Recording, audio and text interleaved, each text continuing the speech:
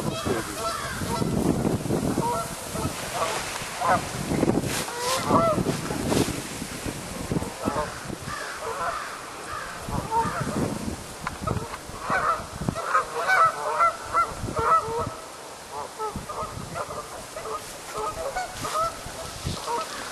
Isn't that a beautiful sight? I see geese here, I see ducks, blue heron, turtles. When I was kayaking on the river, I saw fish as well. I don't see them anymore. I come here all 4 seasons. Spring, summer, fall, and winter. In the winter time, I've come here when it was all snow covered. The trees would be all frosted. Just an absolutely beautiful sight, like a crystal cathedral. When I'm wherever I am, whenever I'm in nature, I feel such a peace. And that's the reason why death doesn't bother me, because being out here on a regular basis, I always feel the peace of God. It was sometime in June that I felt God's tapping me on the shoulder and saying, "Glenn, you're coming home. Sending you back home." And it was a distinct impression. I was kayaking on Lake Tampier, not too far from Orland Park, around Wolf Road. It was a nice lake, and it was a beautiful day. The sky was blue, and I was, as usual, I was the only person on the lake kayaking or rowing a boat. I don't know if for some reason there's not a lot of people out there doing that type of stuff. But I got the distinct impression, and the thing that really kind of struck my mind is for years and years and years, I always said that I would rather get shot to death, get in a horrific car accident, get a heart attack and die, than I want to die quick.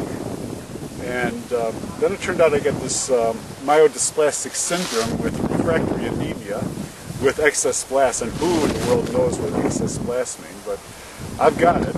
And so it turns out that the doctor told me that most people live a medium of 3 to 4 years. 3 to 4 years. I wish it was 3 to 4 years. He told me that the medium life expectancy is 3 to 4 months. Well, thank God I'm pushing 7 months. Actually, I'm a little bit beyond 7 months, and I'm still going strong. And I thank God for that too. So when people say, you know, why is this happening to you? And my response is usually, why not? Why not? I mean, it's my turn to have some challenges in life. And this is a mighty fine challenge, I'll tell you. But I'll tell you something, for a terminal illness, I got the good one, because there's no pain and there's no suffering involved. Just everything is perfect. Now, you might think of me as being the victim of this horrible disease. Well, I'm the patient. There is a victim, though, and it's the gal that's behind the camera. Say hi, Debbie. Hi, Debbie. I knew you were going to do that. She's actually going to be the victim, because at some point, God's going to call me home, and my time on earth is going to be through, and she's going to have to go to sleep alone.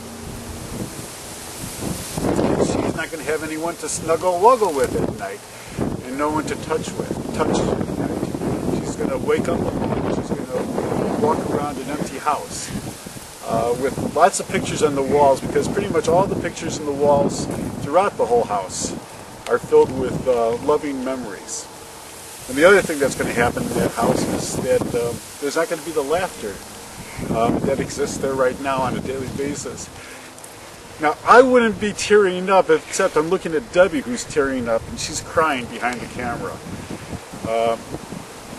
It's been really, really tough for her. She's got her scarf over her face so I don't see. But she's been crying on a daily basis. She said that since June 3rd, when we got the official news that I was going to, that I was terminally ill, it's been about 4 or 5 days that she has not cried. But and those 4 or 5 days were days that we just really had a ball together. That's one thing that I've done.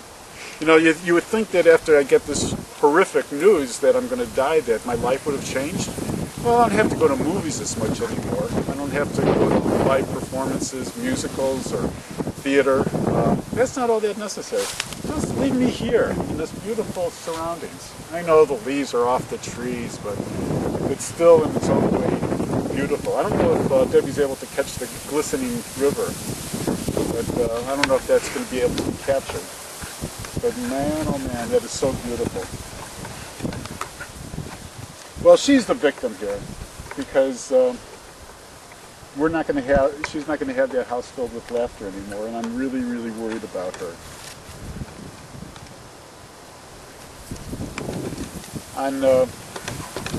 I told you that I've lived 7 months, and according to the International Prognosis Scoring System, that's about all that I was supposed to have. 3 to 4 months, and I've pushed 7. And I'm hoping for another month or 2. It may not seem long for you, whoever is watching this video, but when you treasure every single day of life, every day of life can be very, very full. And my life is very full, it's rich, and I'm dang happy to be alive. And I'm thrilled at the expectation of what's to come. You know, when you leave this life, you go into the great unknown. I don't know what the great unknown is, but I'll go there with a peaceful heart. What could I say?